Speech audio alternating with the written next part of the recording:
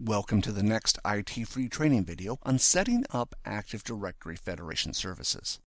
In this video, I will look at setting up Active Directory Federation services for HighCostTraining. To make the install simple, I will also install a standalone certificate authority on the same server. To get started, I will now change to my server running Windows Server 2012. To install the required roles, I will first open Server Manager. Once Server Manager has opened, I will next select the option Add Roles and Features to launch the wizard. Since I will be adding the roles to the local server, for the first few screens I will accept the default options. On the Roles selection screen, I will select the role Active Directory Certificate Services.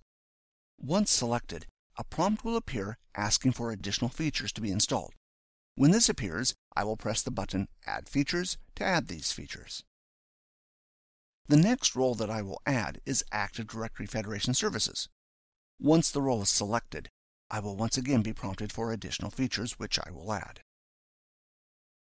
Now that the required roles have been added, I will move on to the next screen, which will ask which features I want to add. In this case, no additional features are required other than those I was prompted for, so I will move on to the next screen of the wizard. The next screen is the welcome screen for certificate services. Once I'm past the welcome screen, the next screen will ask which components of certificate services I require.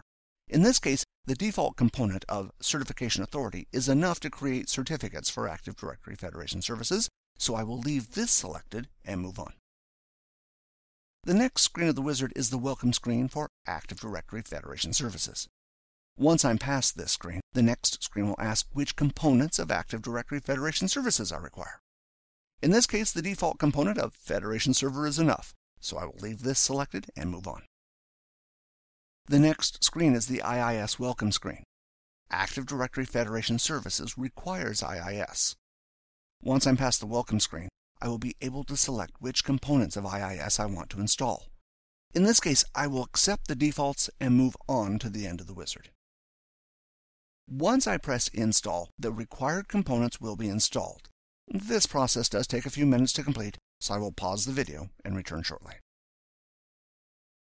Now that the roles have been installed, the next step is to configure the roles. The first role that I will configure is Active Directory Certificate Services. To do this, I will click the exclamation mark and then select the option below this, Configure Active Directory Services on the destination server, to launch the configuration wizard. On the welcome screen, the current user will be added to the wizard. In this case, I am logged in as a domain administrator, so this is enough access to perform the configuration. If the current user does not have enough access, a different user with more access can be entered in on this screen. Once I move on to the next screen, I need to select which components I want to configure. In this case, I have only installed the one component, so I will select the component Certification Authority and move on. On the next screen, I need to select which type of CA I want to install. In this case, I will select the second option, Standalone CA. A standalone CA does not require the server to be a member of the domain, and thus is not required to be online, other than to issue certificates. Once I move on to the next screen, I will next need to select the type of CA that I want to install. In this case, I will leave it on the default option of Root CA. A root CA forms the top of a certificate authority and does not require any other CAs to operate. In this case, this demonstration is designed to get Active Directory Federation services working using the minimal amount of effort, so I will install a root CA to provide a certificate for the install. This is fine for a test environment. If you are going to use Active Directory Federation services, it is recommended that you use an existing CA infrastructure. If you do not have an existing CA infrastructure and need to deploy one, do your research first, as installing and configuring a CA infrastructure requires a lot of work and planning. With Root CA selected, I will go through the rest of the wizard accepting all the defaults.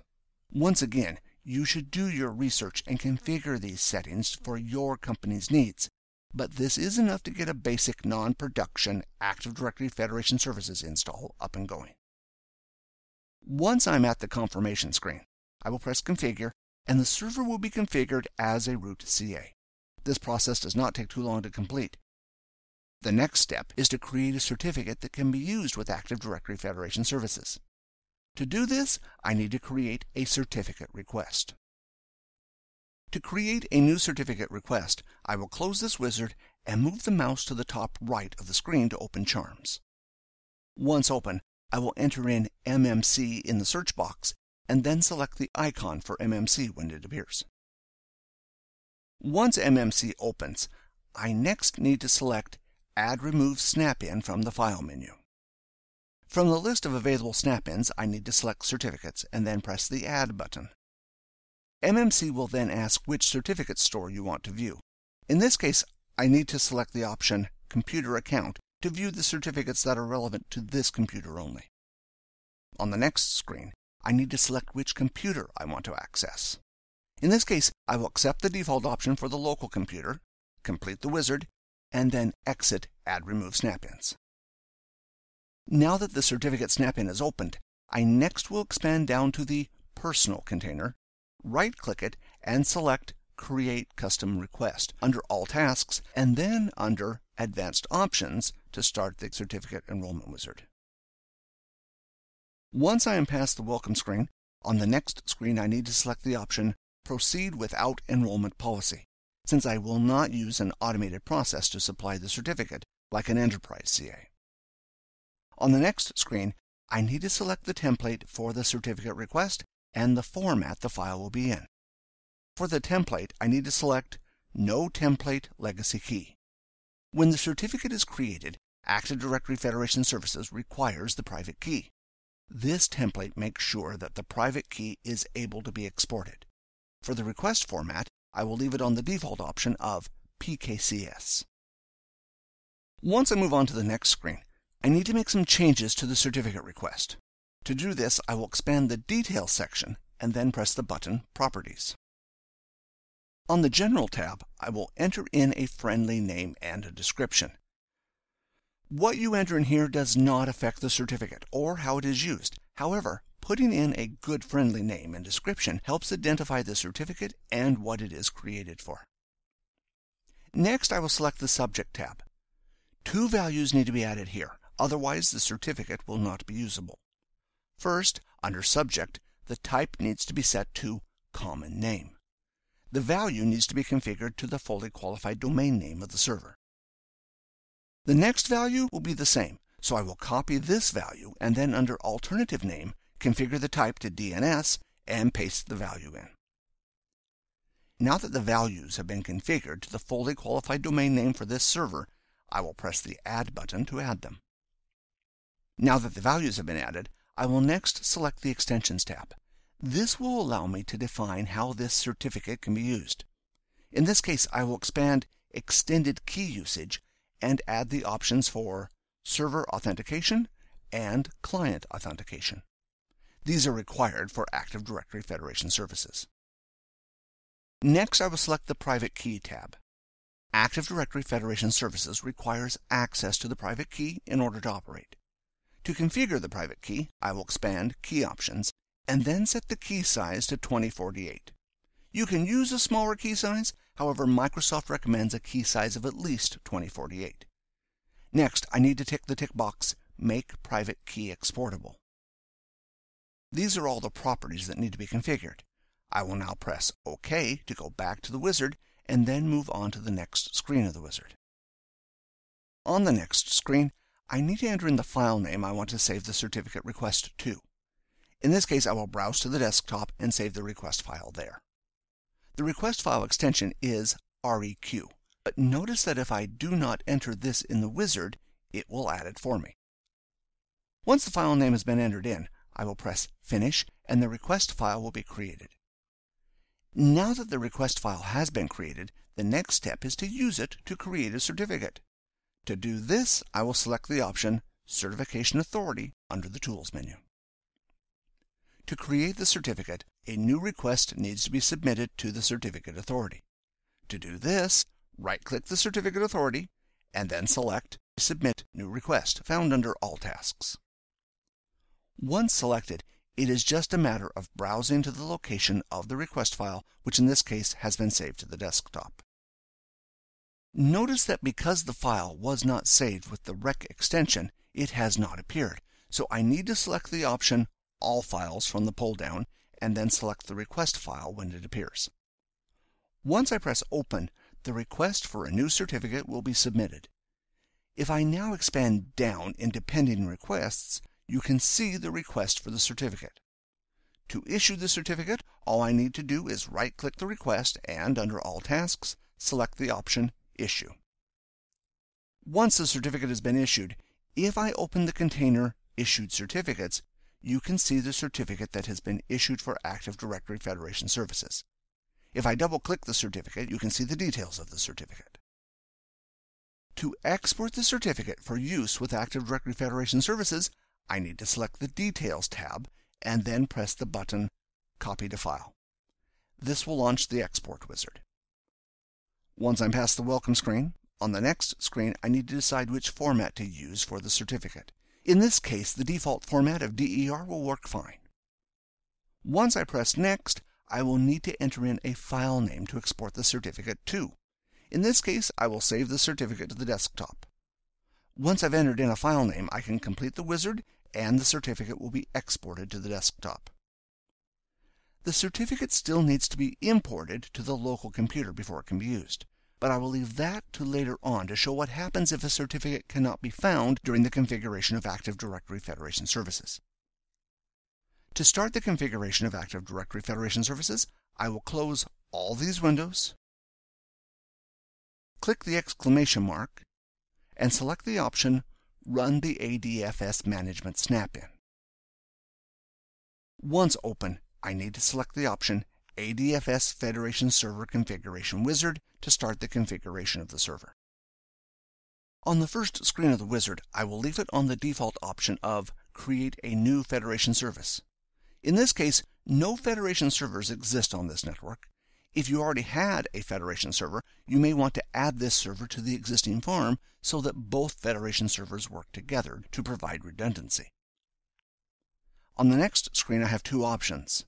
The option Standalone Federation Server will install the Federation server on a single server. This is recommended for testing or for a small production environment. If you choose this option, you will not be able to add additional servers to form a server farm later on. The top option, New Federation Server Farm, will create a new farm for the Federation server, which will allow additional servers to be added at a later date. Both options provide the same features, so if you are not sure, I would select the top option and create a farm rather than creating a single standalone server. When I move on to the next screen, the wizard has found a certificate but is not able to use it. This is the certificate for the CA rather than the certificate that was created earlier. Before I can continue in the wizard, I need to install the certificate that I created earlier. To do this, I will open Windows Explorer and double-click on the certificate that I saved to the desktop. Once the certificate is open, I need to press the button Install Certificate. This will start the certificate import wizard. On the welcome screen, I need to select the option Local Machine to install the certificate in the store used by the local computer. On the next screen, I need to decide which certificate store to put the certificate in. The default will let Windows decide which store to place the certificate in. In this case, I will leave it on the default option of Automatically select the certificate store based on the type of certificate, and Windows will attempt to choose the best location to store the certificate in. Once I press Finish, the certificate will be imported. If I now close these windows and go back to the configuration wizard, to use the certificate, I will need to press Previous and then press Next to refresh the view.